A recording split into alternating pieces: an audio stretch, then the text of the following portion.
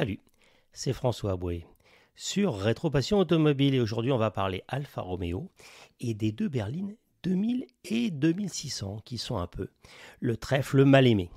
Si, une fois la guerre terminée, Alfa Romeo reprend lentement la production de l'élitiste 6C 2500, les dirigeants de la marque milanaise ont toutefois bien conscience dès le départ que ce modèle, affichant certes d'excellentes performances qui en font avant comme après la guerre l'une des meilleures sportives européennes, mais d'un prix exorbitant, ne peut en tout cas à elle seule assurer l'avenir de la marque. D'autant plus qu'en cette seconde moitié des années 40, le client traditionnel d'Alfa Romeo, l'armée italienne, n'existe plus.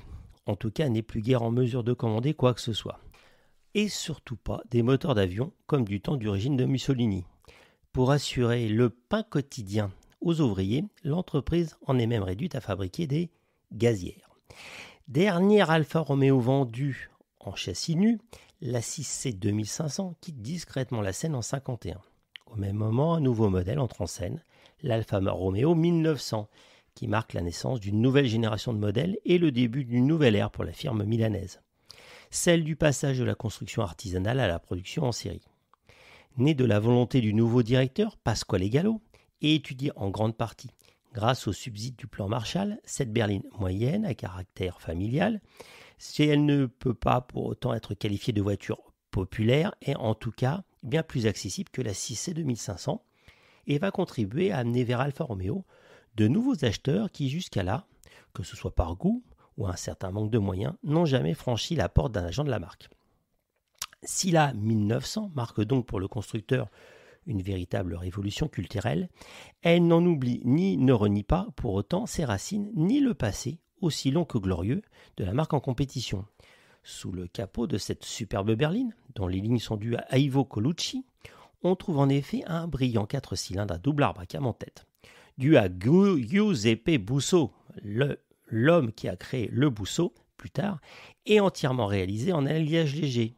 Ce moteur, affichant 1884 cm3, est équipé d'un vilebrequin à 5 paliers et développe une puissance de 80 chevaux. Grâce à un poids assez mesuré de 1100 kg à vide, la berline 1900 peut atteindre sans difficulté les 150 km/h, ce qui représente une performance très flatteuse à l'époque pour une voiture à caractère, dirons-nous, familial. Si les efforts de la marque se focalisent logiquement sur celle-ci, ses dirigeants n'en oublient pas pour autant au sein de leur clientèle traditionnelle qu'il subsiste toujours une élite, composée aussi bien de membres de la haute société que d'amateurs du sport automobile, qui si elle accepte sans trop rechigner de revoir quelque peu ses exigences à la baisse, n'en réclame pas moins des versions spéciales. Répondant à leurs désirs, la première de celles-ci, le coupé Sprint, assemblé chez Touring, l'un des plus célèbres carrossiers italiens et partenaire de longue date de la marque, fait son apparition au Salon de Genève en mars 1951. Alimenté par deux carburateurs Solex, le 4 cylindres double arbre bénéficie également de soupapes de plus gros diamètre, ce qui lui permet de gagner une vingtaine de chevaux supplémentaires. La berline bénéficiera elle aussi rapidement de cette mécanique améliorée. Sur la berline TI, pour Turismo Internazionale, commercialisée dès l'année suivante. La berline standard voyant elle sa puissance passer à 90 chevaux en 1953. Capable d'atteindre les 170 km/h, l'ATI va s'illustrer dans les plus grandes compétitions internationales et fera honneur à la réputation d'Alfa Romeo dans le milieu du sport automobile. En 1954, la 1900 reçoit un nouveau bloc dont la cylindrée passe à 1975 cm3 et la puissance à 90 chevaux. Elle est rebaptisée 1900 Super. L'alimentation par deux carburateurs restant réservée à la berline TI et au coupé Sprint, lesquels atteignent à présent les 115 chevaux. Le coupé est donc équipé aussi d'une boîte à 5 vitesses. La version Super Sprint revendique alors une vitesse de pointe de 190 km/h. Si la carrière de la 1900 a sans doute atteint là son apogée, elle commence toutefois à être quelque peu occultée par celle qui est désormais le nouveau fer de lance de la marque, la Giulietta 1300. Les efforts de la direction d'Alfa Romeo se focalisant maintenant sur cette dernière, la 1900 va alors progressivement se voir de plus en plus reléguée sur une voie de garage. Il est vrai qu'en cette seconde moitié des années 50, son style tout en rondeur a plutôt vieilli. Giuseppe Scarnati, le nouveau directeur du bureau de style Alfa, décide alors de la redessiner pour lui redonner un coup de jeune. Faisant son apparition au Salon de Turin à l'automne 57, l'Alfa Romeo 2000 présente une ligne à la fois plus moderne et aussi plus statutaire.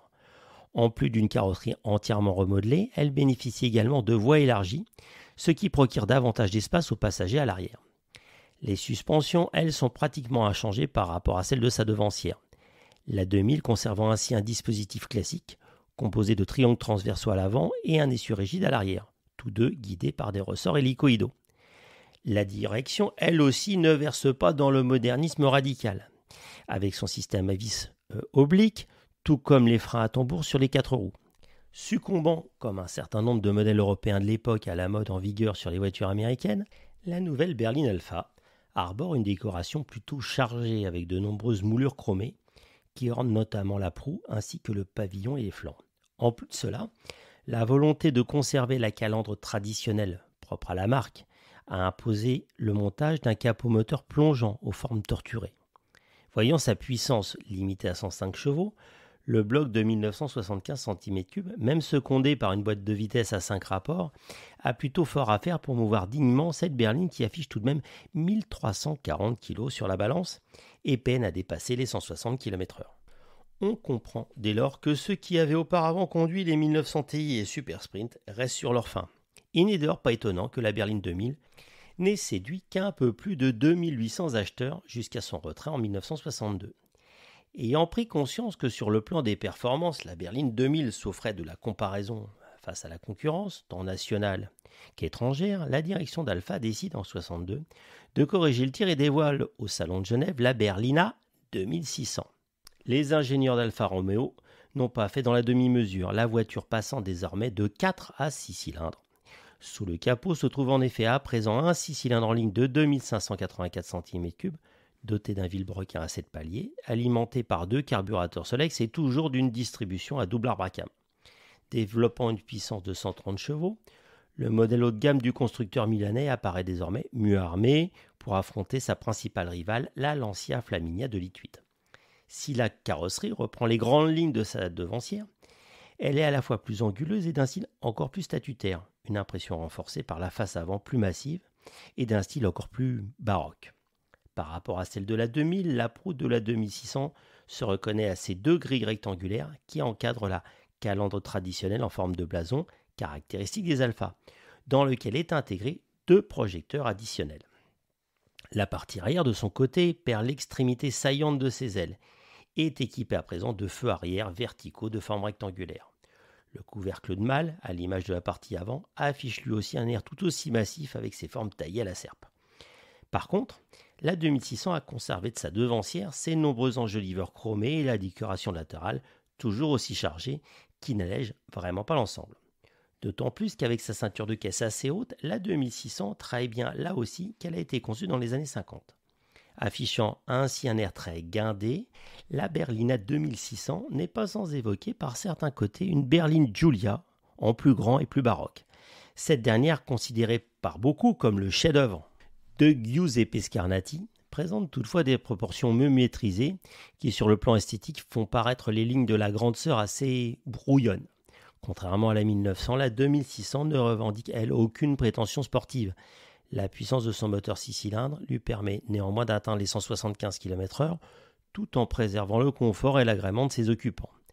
Un autre de ses avantages par rapport à la 2000 qu'elle remplace sont le montage de freins à disque à l'avant afin de compenser sa prise de poids.